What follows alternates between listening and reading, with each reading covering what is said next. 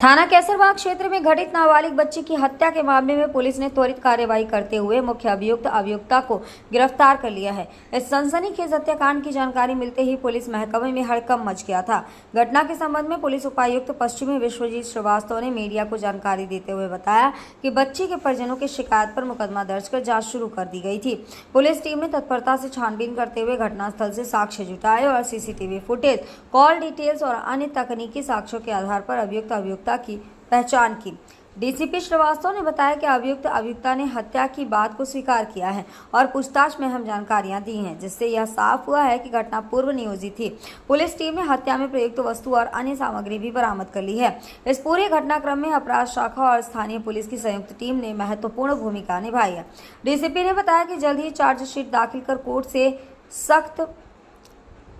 सजा दिलवाने की प्रक्रिया शुरू की जाएगी। दिनांक 14 तारीख को देर रात्रि थाना कैसरबाग पर 112 के माध्यम से सूचना मिली कि खंडारी बाज़ार में रहने वाली रोशनी खान ने टेलीफोन से सूचना दी है कि उनकी 5 वर्षीय बच्ची को उनके पति द्वारा उसकी हत्या कर दी गई है। इस सूचना पर तत्काल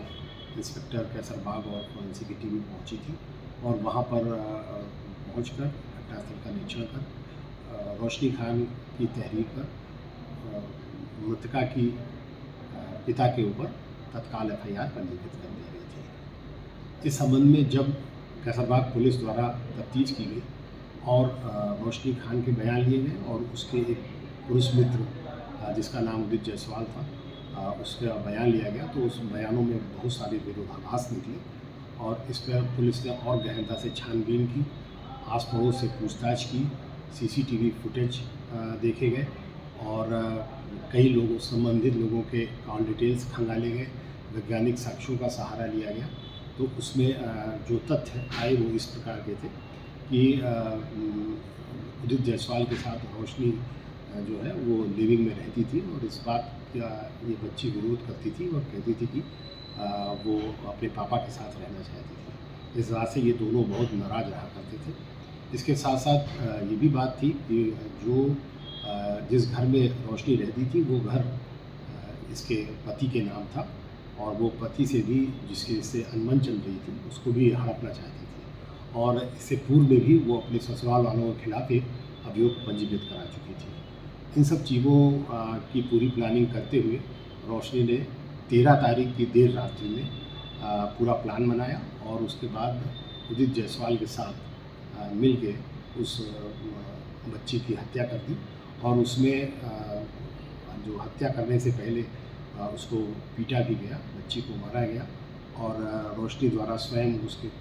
पेट पे लात भी रखी गई और इसमें बॉयफ्रेंड द्वारा उसके मुंह पर हाथ रखा गया जिससे कि उसकी दम घुटने से मृत्यु हो गई। इसके उपरांत ये लोग रात सवेरे उठ के घर का ताला बंद करके निकल गए और लखनऊ में घूमते रहे और इन्होंने 2-3 जगह जाके शराब भी पी और इसके बाद हुसैनगंज में एक उन्होंने होटल लिया और रात भर वहाँ रहे। फिर अगले दिन सवेरे आकर इन्होंने 112 पर सूचना दी और ये बताया कि जब हम लोग बाहर थे तो मेरे पति ने आकर इसकी हत्या कर दी है और फिर पुलिस ने इसका पूरी तरीके से खुलासा करके दोनों अभियुक्तों को जेल भेज दिया है और आवश्यक